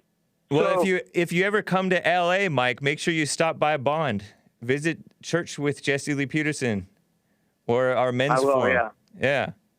Appreciate it, Mike. It's good to hear from you. That's what I'm talking about. You guys have a good day and talk to you soon. All right. Take care, man. All right. Bye-bye. Bye. I love boomers. You got to love boomers. Even the misguided ones. Tony Castle gave a Ninjaghini to a mixed-race person. Race-blind civic nationalism is ethno-nationalism. Interesting. Tony, appreciate it. And he also says, don't let non-white people tell you white people don't exist. Yeah, I don't think that he meant it in a bad way, Tony. But there are, you have to live in present day. Based AF, Based America First, says, let's all be rich, athletic bums. Interesting. You mean like LeBron James? LeBron James? I heard he walked off the basketball court 10 seconds early, claiming that he thought that the game was over. And he lost. He was frustrated that he lost. And talk about being unaware, I guess. Or maybe he was aware and is lying that he thought it was over. It was basically over. But yeah. So, I gotta tell you, just touch briefly on this Breonna Taylor case. Did you hear that her boyfriend originally, according to Officer Hankison, Brett Hankison, former officer, Breonna Taylor, the boyfriend allegedly told Officer Hankison that the boyfriend was not the one who shot at the cops, that it was Breonna Taylor. Breonna Taylor, this is the couple, right? The beautiful couple. She has died. Breonna Taylor is the black lady in the front, or was the black lady in the front. She has died. She was shot in this shootout, and she was letting him sleep over at her house. They were sleeping together, unmarried, according to him. And police say that they knocked on the door on 3 occasions. Gentle knock, and then more forceful, and then pounding on the door, saying, police. And a neighbor came out of one place. I have pictures of the apartment. It's like 4 different apartment doors, seemingly, in this porch area, covered porch area underneath some stairs. And a neighbor came out, and I don't know if it was upstairs or downstairs, but said, leave her alone, it's just a girl, something like that. And I heard that Officer Hankison had a strong, angry exchange with this neighbor. All of those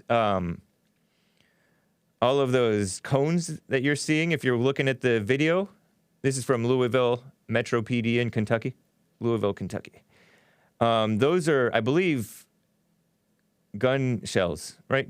Gun shells. Oh, is my name? What's that guy's name? Leon, Kevin De Leon. This is a ghost gun, 44 caliber clip in 3 seconds. Or whatever. Anyway, I don't know what I'm talking about. Shell casings or whatever. Bullets. When you shoot the bullet or you shoot the round, the casing comes out and it stays on the ground and the bullet goes in. Something like that. Whatever. It's like a shooting scene. Well, the boyfriend claimed at first, according to Hankison, which I don't think that he would lie, although he was an angry person, or he's still alive, right? And he was fired. He was accused, even the right, people on the right, so-called right, such as Brandon Tatum. And there's another black guy that I watched commenting on this incident, supposedly a conservative black guy, commenting on this, claiming that, I don't care if he gets charged because he just shot through some windows and a sliding glass door willy-nilly. And that was irresponsible. I don't know. I don't believe in that. I don't believe that was necessarily irresponsible. It was a crazy shootout. They fired at least one shot. They claimed that it was a warning shot. I say they because it was either the boyfriend or Breonna Taylor.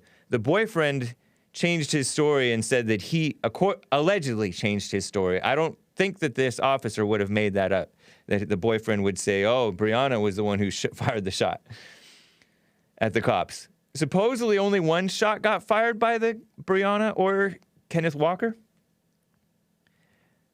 But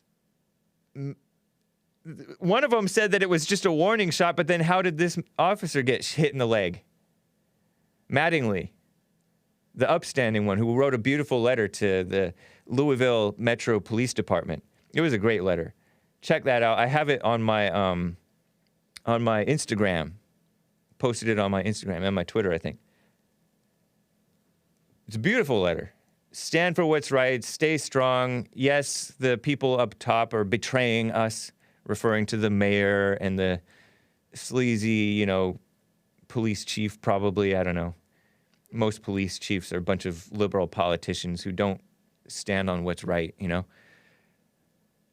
But the mayor, I think, is a traitor, and liberals in general just hate the cops and blame them for doing the right thing when it turns out badly for black criminal suspects or criminal affiliates, right? If the SPLC can claim that the Proud Boys are affiliated with so-called white supremacists, then I can say that Breonna Taylor was very well affiliated with with criminals. But she was not in her sleep. She allegedly, according to Kenneth Walker, yelled at the top of her lungs, and he was too. They were not sleeping. One of them fired a gun, and I don't believe that the cops would have hit each other with the guns, with their shots. So I don't think it was another person's gun. I think that they fired a warning shot into this man's leg, Sergeant Mattingly, right? Claimed he let off one shot. And then that's very strangely, this Breonna Taylor case is kind of getting a little bit more interesting to me, even though it's like, we already know it's her own fault. She brought it on herself, right? But it's mildly interesting because it's just fascinating to wonder how it really went down and to see like the apartment, the holes in the wall, and the shattered glass of the sliding glass door. Well, 5 minutes after the shooting, allegedly, he called the cops. He called 911. So I don't know if like they exchanged fire and then they ran away, like the cops ran away or ran out and took cover and waited. But he dialed 911 and I guess he was in the apartment for 12 minutes, 10 to 12 minutes by himself. But by the way.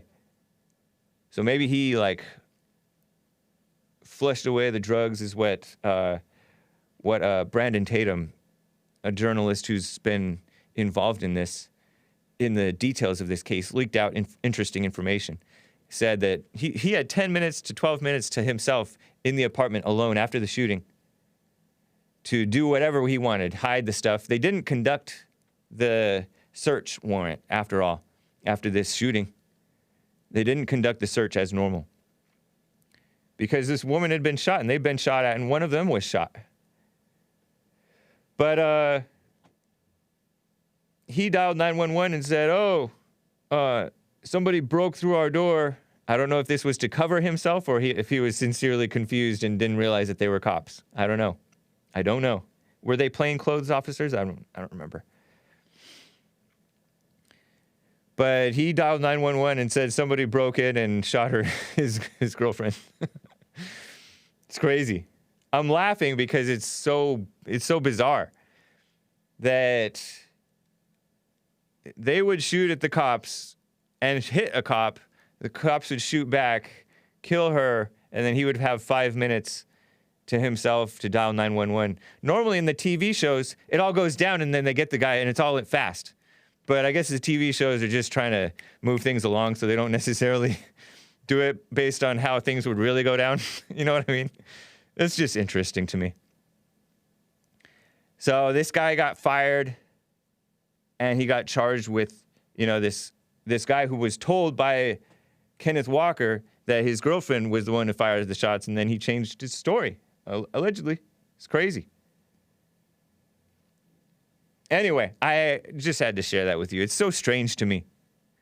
But this Breonna Taylor case, not that she's not an innocent person. And this Kentucky Attorney General Daniel Cameron, he's like conservative. He's pro-Trump. I appreciate that. It's nice. But he's like one of those typical soft kissing up to his mother black guys. Weak in standing on what's right. I don't want to abandon him entirely. Just like, you know, Trump had a weak moment by condemning the Proud Boys. I wouldn't abandon Trump for that. Don't throw it all away. Don't throw it away. So, but Daniel Cameron, he's, you know, released all this information, which is just, it honestly is kind of encouraging the public and what the public has been doing. You know, by the public, I mean the mainstream media, which has been to prosecute this case and declare these cops guilty without any evidence or despite the evidence. And then they look at the evidence and they're not looking at the evidence with a clear mind. They're going to just see it in the worst way possible. Look at the SPLC, look at Wikipedia, look at Google, how they treat an innocent, decent man, Jesse Lee Peterson, who's helping people around the world. They're treating him like that. Of course, they're going to treat everybody badly that they don't agree with. So that's what they're doing to the cops, railroading them, including this guy. I don't like how the conservatives are abandoning this man who allegedly willy-nilly fired and it went into some neighbors' walls. It's what happens. I don't like it either. I wouldn't want to get hit by a stray bullet or have my apartment wall, if I had an apartment, right, get hit with bullets. But, I mean, that's Louisville. Louisville has a crazy black crime problem, as do many of these crazy big cities.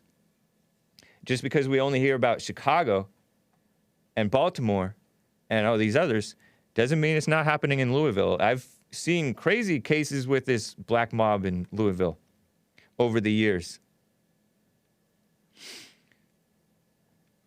She was no innocent victim. It's so phony. Okay. Ghost Murdoch gave a diamond and said, talk about the commie pope. He ticked. I haven't kept up with any commie pope news, but that's a good name for him. He's, what is he, Argentinian or something? But he is a evil socialist. Is he Hispanic? Is that considered Hispanic? Or is that, do the Argentines, they speak that other thing that the Brazilians speak, Portuguese? I don't know. Oh, you know what? I think they do speak Spanish. Okay, thank you, Nick. Our resident, all things Spanish related. All things everything, actually. He knows everything. So anyway, I got to tell you guys about this story that I saw from Fox News. The Border Patrol, this is a headline from pretty recently. The Border Patrol nabs 2 sex offenders trying to enter the United States illegally. I thought that Trump was lying when he said they're rapists. I didn't think, but that's what I thought that the mainstream media said. And Customs and Border Protection announced Thursday, this past Thursday, I guess, that Border Patrol agents have arrested 2 sex offenders who had re-entered the United States illegally after already having been deported. And when you do that, that's a felony. Did you know that? When you first cross, they don't call it a felony. They should. The agency, which is part of DHS, and DHS is evil. I've told you about DHS. By calling them evil, I'm referring to like Chad Wolf, who is the acting DHS secretary or whatever you want to call it, Department of Homeland Security, who fear-mongered about whites being the primary terror threat.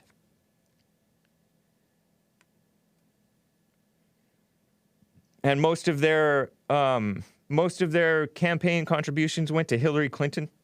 Talk about betraying Homeland Security, am I right? Bunch of dumb liberals. So anyways, a 35-year-old Guatemalan male, I should call him, was caught by border agents in Tucson sector in Arizona Wednesday. The man had previously been arrested in Michigan, way up in Michigan. That's up close to Canada. What the heck? In 2016 and convicted of criminal sexual conduct. Customs and Border Protection said he served 365 days of confinement. He should be paying us. Also Wednesday, a 33-year-old Mexican national was arrested. So a Guatemalan and a Mexican, okay? They were not both Mexican. A 33-year-old Mexican national was arrested along with 3 other men in the same sector near Casa Grande, Arizona. Records check revealed he had been convicted of aggravated criminal sexual assault with a minor. And that's common, by the way. Between the ages of 13 and 17 in Illinois in 2007, he'd been sentenced to 24 months probation. What the heck? And deported to Mexico in 2009. In a statement, Border Patrol said both men were in custody pending prosecution for illegal reentry by a previously deported felon. And they were a felon. It's felony on top of felony. The acting secretary, Chad Wolf, who I do not trust. I want to say I don't like. I got to get over my anger, right? Chad Wolf, acting secretary of DHS, said Customs and Border Protection works every day to protect the homeland. 2 sex offenders were caught illegally recrossing the border in Tucson. Trump has sought to highlight the number of criminals coming across the border because that has been sought. The mainstream media has sought to downplay that issue, very much so. They'll say, oh, a Tucson man or a Michigan man. They won't say Michigan, but they'll say, a Detroit man was arrested, this and that. You know who's covered this in depth is the woman who's been on the Jesse Lee Peterson show multiple times, The Fallen State. Ann Coulter has covered this. How they'll just lie and cover up. It's just like what Colin Flaherty says. Denial, deceit, and delusion is what the mainstream media does. Underreporting. They don't tell you what's really going on. Even though, we can look around and see, okay, this is what's going on. But they call Trump a liar for saying they're not sending their best. They're rapists. They're bringing drugs. They're bringing crime. And some, I assume, are good people. It's a crazy attack on truth. The attack on Trump is the attack on truth. And they say, oh, we're in a post-fact world. Liars, please. Stupid mainstream media. Shut up, man. To quote Joe Biden, I gotta find that clip and play that for you. It sounded so pathetic. Oh my gosh. Bible Go-To guy made a great point about Joe Biden. He couldn't even look President Trump in the eye during the debate. The next debate, I think, is next week or so. The 14th or the 15th. Hopefully, President Trump recovers very aptly. We'll see. We'll see. The administration has built nearly 350 miles of wall along the southern border since 2017. While also implementing a number of policies to make it harder for illegals to get into the United States interior and working to remove criminal illegal aliens from the country. That's according to Fox News. If it weren't happening, they wouldn't say it, right? That's from Adam Shaw, who's covering it. They reported on Tuesday, Fox News did, that ICE, Immigration and Customs Enforcement, which they want to be... they want to shut down ICE. They want to defund the police and shut down ICE. Stupid liberals. Is preparing a series of immigration enforcement operations targeting illegals in at least 3 sanctuary jurisdictions. That would be nice. Operations will be in California, in Denver, Colorado, and in Philadelphia, Pennsylvania. It may include other cities and jurisdictions across the country. They don't want to give too much information away, probably, because they don't want another... Was that a mayor of Oakland, California? Libby Schaff, maybe, something like that, who tipped off the illegals in her town? She said, hey, Watch out, because ICE is doing a raid or something like that. Crazy, huh? Helping the criminals stay criminals in her city. What a disgrace. And they cast them as like nice, you know, they're just nice people. They're just working. They're undocumented Americans. Such sleazy liars. Speaking of Bible go-to guy, he's referring to the serial killer thing. He says, I have a Mexican friend in his early 60s whose car was stolen by Richard Ramirez, the Mexican, Hispanic serial killer. If he were a true Hispanic, he would have been Ricardo. So he's Americanized, right? They had to chase him down and recover the car themselves. He said LAPD was not much help. 911 is a joke in your town. And that's a while ago. That's in the 60s. Oh, no. He was in his early 60s. When was Richard Ramirez's thing? I think that was the 70s. Right? I don't know.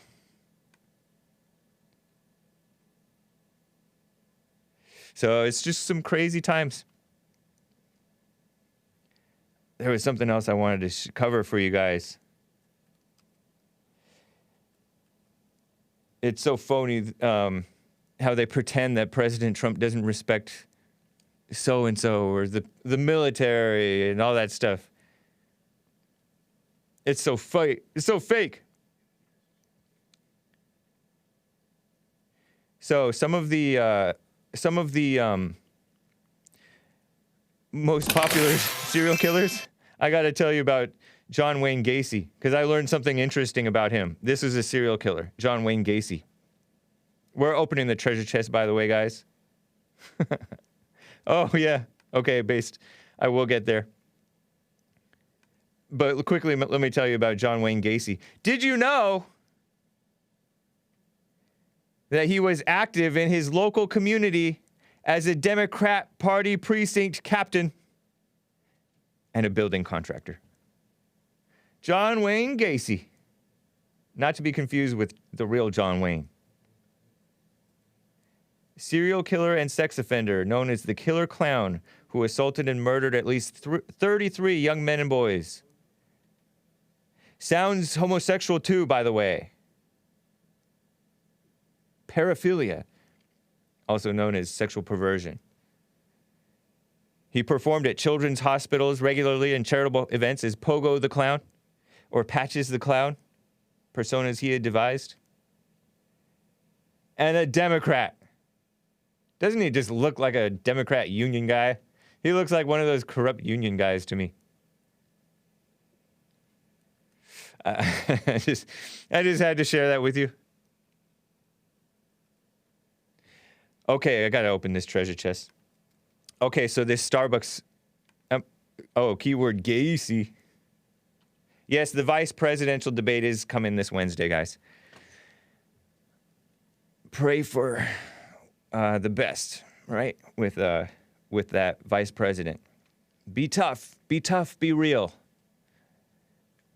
Mr. Pence, Vice President Pence. I'm concerned because, typical politicians kiss up to women, especially POC women, POC females. I don't think of Pence as being too kiss-uppy, but he does a little bit. So, be right, Pence, be right. Quickly, in the last minute here, or 30 seconds, I guess, Starbucks, dude, everywhere you look, they're like kissing up to the homosexuals, Black Lives Matter, all that stuff. But they were like openly, brazenly pro-homosexual and all that stuff. And one board member or shareholder said, I don't like that. I don't like you guys promoting this stuff. What's that got to do with anything? And it's wrong. I don't know if he said it that clearly. But the guy is the man who's in charge of Starbucks, the CEO. I should call him a male, not a man. He said, go buy your stock somewhere else if you don't like it. What an evil jerk, huh? And I don't think that guy is even like outright homosexual. Like, he's just pro-evil. It's sick. That's my Starbucks story. That stuck with me because that's so disrespectful and evil. And he got away with it. They're doing fine. Anyway, guys, at least in the worldly sense. I gotta go. Thank you guys for the support. Tony Castleman, appreciate the support. Based AF, Based America First. Penny Rue. Cringe and Red Pilled. Noah's Ark, Kansas. Ghost Murdoch. Ev Jenny Crosby 2020. Steve 43. Fatty Wat. Appreciate all the support, guys. Thank you to Jib Jab and Hot Computer Smell for the faithful support. TheHakeReport.com for my stuff. And by the way, Ghost Murdoch clarifies about the commie pope. He is from Argentina, and he is a Jesuit, which is I think it's a type of Catholic that is, whatever they were back then, they're corrupt today, I think. Anyway, guys, thank you. JesseLeePeterson.com for Jesse's stuff. TheHakeReport.com for mine. Take care.